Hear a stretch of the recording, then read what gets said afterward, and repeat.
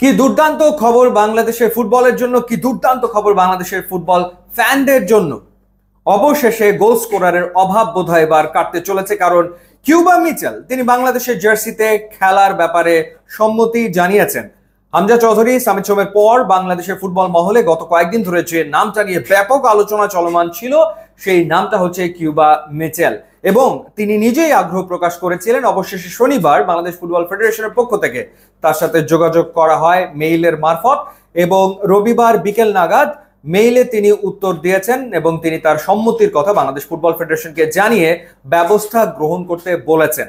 এবং আশা করা যায় মে মাস নাগাদ সব আনুষ্ঠানিকতা শেষে জুনের 10 তারিখে সিঙ্গাপুরের বিপক্ষে তিনি মাঠে নামতে পারবেন। এই প্রজেক্টটা সরাসরি দেখভাল করছেন বাংলাদেশ ফুটবল ফেডারেশনের senior vice president Imrul Hasan, এবং ইমরুল হাসান মনে করছেন যে কিউবা মিচেল বাংলাদেশের পারফেক্ট নাম্বার 10 হতে পারেন। অ্যাটাকিং মিডফিল্ডার হিসেবে তিনি খেলে থাকেন।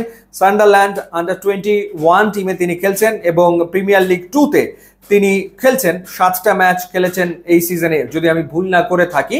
এবং একই সাথে হামজা চৌধুরী, সামিদ সোম এবং কিউবা মিচেল খেললে ব্যাপারটা কি দুর্দান্ত দাঁড়ায় একটাবার শুধু ভেবে দেখুন।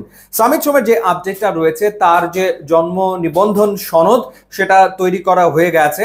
এখন সামিদ সোম কানাডায় বাংলাদেশের যে হাইকমিশন রয়েছে সেখানে গিয়ে পাসপোর্টের জন্য অ্যাপ্লাই করবেন, এবং পাসপোর্টের প্রক্রিয়াটা সম্পন্ন হলে তারপরে তার এনওসির ব্যাপারটা আসবে। আশা করা হচ্ছে যে সামিদ সোমকেও পাওয়া যাবে জুনের 10 তারিখের ম্যাচে।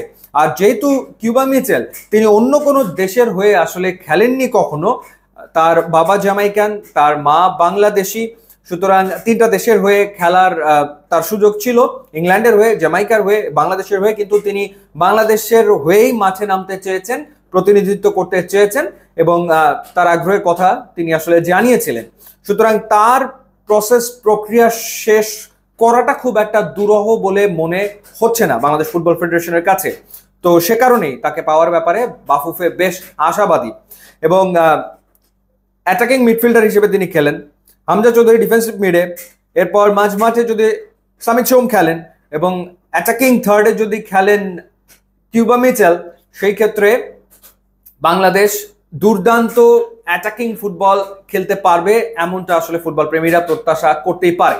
এবং সিঙ্গাপুরের বিপক্ষে যে ম্যাচটা হবে, সেই ম্যাচটা একটা ডেফিনেটলি একটা দুর্দান্ত ম্যাচ হওয়া উচিত, এবং নিশ্চিতভাবে বাংলাদেশ জয়ের জন্যই 10ই জুন সিঙ্গাপুরের বিপক্ষে মাঠে নামবে। কারণ গোল স্কোরার যে অভাব ছিল সেটা তো নিশ্চয়ই কেটে যাচ্ছে, এমনটা তো আমরা প্রত্যাশা করতেই পারি।